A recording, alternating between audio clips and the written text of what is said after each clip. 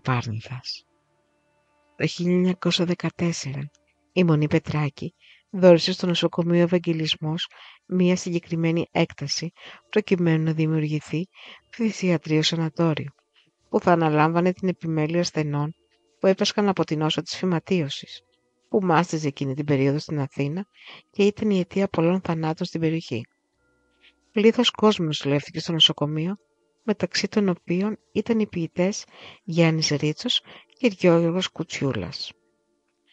Λίγα χρόνια αργότερα, το 1943, το σανατόριο γνώρισε την παρακμή όταν άρχισε η βιομηχανική παραγωγή της πενικυλίνης, η οποία σταδιακά καταργούσε τα σανατόρια σε όλο τον κόσμο και περιόριζε την επικινδυνότητα της νόσου κατά πολύ.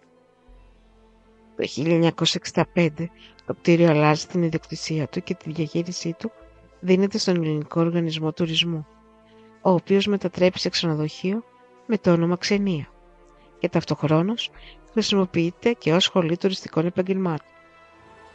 Έτσι η λειτουργία του συνεχίστηκε μέχρι το 1985, που ανακοινώθηκε και η εγκατάλειψή του.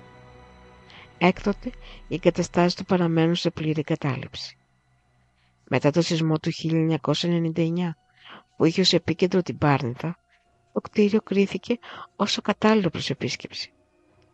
Εν τούτοις το σανατόριο προσελκύει πλήθος ανθρώπων, οι οποίοι δεν διστάζουν να το επισκεφτούν και να φωτογραφίσουν το εσωτερικό του.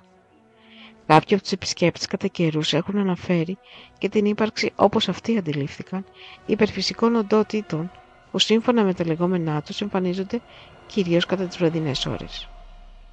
Αυτό το γεγονός προσελκύει ακόμη περισσότερο κόσμο και ειδικά ανθρώπους που ασχολούνται με την εξερεύνηση του υπερφυσικού και των ανεξήγητων συμβάντων. Η παράξενη πλευρά πιο αναλυτικά.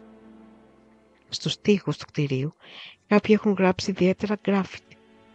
Άλλοι λένε πως είναι αραβικά σύμβολα. Ορισμένοι πως είναι εβραϊκά. Ενώ κάποιοι υποστηρίζουν πως είναι μαγικές γραφές. Καθώς στο σανατόριο έχει αναφερθεί ότι γίνονται μαγικές τελετές. Κλασικό αρχέτυπο κάθε κατεληλυμένου τόπου.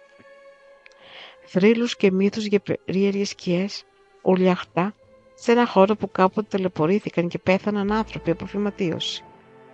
Παλιότερα, στο σανατόριο υπήρχε ένα κοριτσάκι, το οποίο στα τελευταία του πλέον από τη φυματίωση δεν μπορούσε να πιει μια στάλα νερό. Ζήτησε λοιπόν από κάποιον να τη συνοδέψει πάνω στην πηγή της κυράς, όπου τελικά όμως το κοριτσάκι δεν πρόλαβε να πάει πάνω.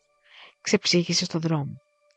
Οπότε λέγεται πως διάφοροι περαστικοί που περνούν από το χώρο να βλέπουν ένα φασματικό κοριτσάκι να τους λέει να τη συνοδέψουν έως την πηγή της κυράς. Οι αρχαίοι Έλληνες πίστευαν ότι ο τραγωπόδαρος θεός Πάνας, ο προστάτης των βοσκών, συνήθιζε να επισκέπτεται την Πάρνηθα για να παίξει μουσική στο δάσος, όπου υπάρχει και χώρος λατρείας του στο βουνό, η γνωστή σπηλιά του Πάνα.